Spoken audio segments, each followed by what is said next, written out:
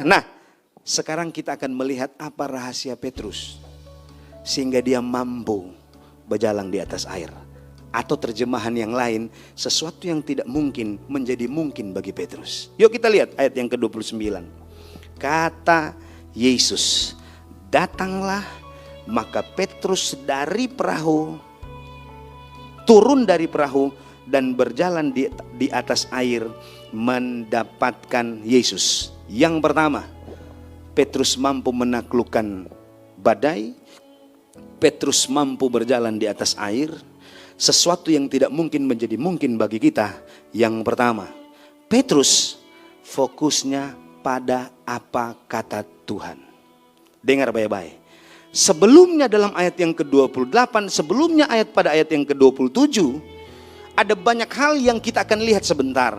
Tapi yang pertama pada ayat 29 mengatakan bahwa, dengar baik-baik, kata Yesus, datanglah. Maka Petrus turun dari perahu dan berjalan di atas air mendapatkan Yesus.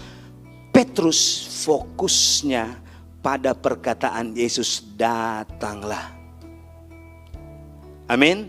Padahal faktanya ayat 29 ada di sana suara apa? Suara gelombang. Faktanya pada ayat 29 di sana ada suara apa? Suara angin badai. Bahkan saudara bisa melihat dalam ayat yang berikut, di sana ada suara dari teman-teman Petrus yang bilang, itu hantu. Haleluya. Tapi Petrus tidak terpengaruh dengan suara itu. Petrus hanya fokus pada apa kata Tuhan. Dia tidak fokus pada suara gelombang, dia tidak fokus kepada suara angin badai, dia tidak fokus kepada suara teman-teman yang bilang itu hantu. Tapi Petrus fokusnya pada apa kata Tuhan. Untuk engkau mengalami yang tidak mungkin menjadi mungkin, fokus hidupmu apa kata Tuhan, bukan apa kata orang. Haleluya. Amin. Mari rubah paradigma kita.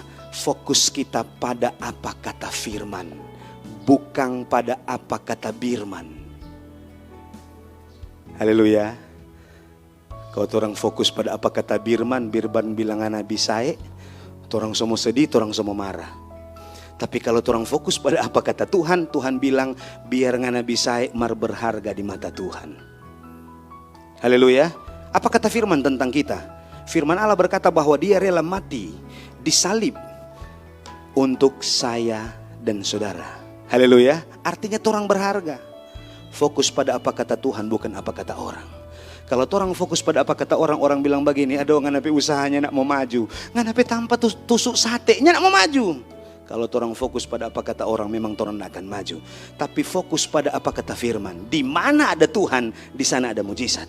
Di mana ada Tuhan, di sana ada berkat. Di mana ada Tuhan, di sana ada keajaiban Tuhan. Haleluya. Matius, Lukas, Yohanes menjelaskan di mana ada Tuhan, hal-hal yang tidak mungkin menjadi mungkin. Kenapa? Karena ada Tuhan. Tapi fokus kita harus kepada Tuhan. Jangan pada apa kata orang.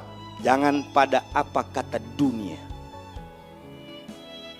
Kalau Anda sementara tergerus fokusmu kepada dunia, hati-hati. Dunia akan menggilas kita. Fokus pada apa kata firman Tuhan. Haleluya. Di firman Tuhan bilang beri, maka orang mau diberkati. Kalau orang dunia bilang beri, ngana lebih habis. Tapi dengar apa kata firman. Amin saudara. Karena firman Allah mampu menolong hidup ini. Haleluya. Yohanes pasal 1 menjelaskan firman Allah adalah Allah sendiri. Yesaya bilang firman Allah yang pergi dia tidak akan kembali dengan percuma, tapi dia akan mengerjakan sesuatu menurut kehendak Tuhan. Kehendak Tuhan bagi saya dan saudara di mana saya dan saudara menang. Amin. Tuhan berkehendak di mana saya dan saudara boleh diberkati. Tuhan berkehendak bagi saya dan saudara supaya saya dan saudara tidak mengalami keadaan-keadaan yang buruk dalam hidup ini. Tapi mari fokus kita harus pada apa kata firman. Haleluya. Kadang-kadang firman Allah bilang torang baking B. Bagaimana torang akan mengalami sesuatu yang tidak mungkin menjadi mungkin. Firman Allah bilang anak ke kanan, merdeka kiri. Haleluya. Fokus pada apa kata Tuhan. Kalau torang terpengaruh dengan dunia, torang fokusnya kepada dunia, kita tidak akan mengalami sesuatu yang ajaib dan luar biasa. Petrus yang biasa-biasa sama dengan orang, tapi dia mampu menaklukkan ketidakmungkinan karena dia telinga hanya dengar apa kata Tuhan. Jangan pagi-pagi so dengar apa kata Facebook. Pagi-pagi dengar apa kata koran. Gitu. Hari-hari ini ketika badai sementara menerpa, dikatakan krisis melanda dunia, mari orang dengar apa kata firman. Kalau koran bilangnya tidak mungkin ekonomi setengah mati mau naik, dia cuma naik sampai di 2%. Kalau Tuhan bilang orang mau diberkati, pasti diberkati. Kalau Tuhan bilang anak mau jadi kepala, pasti jadi kepala.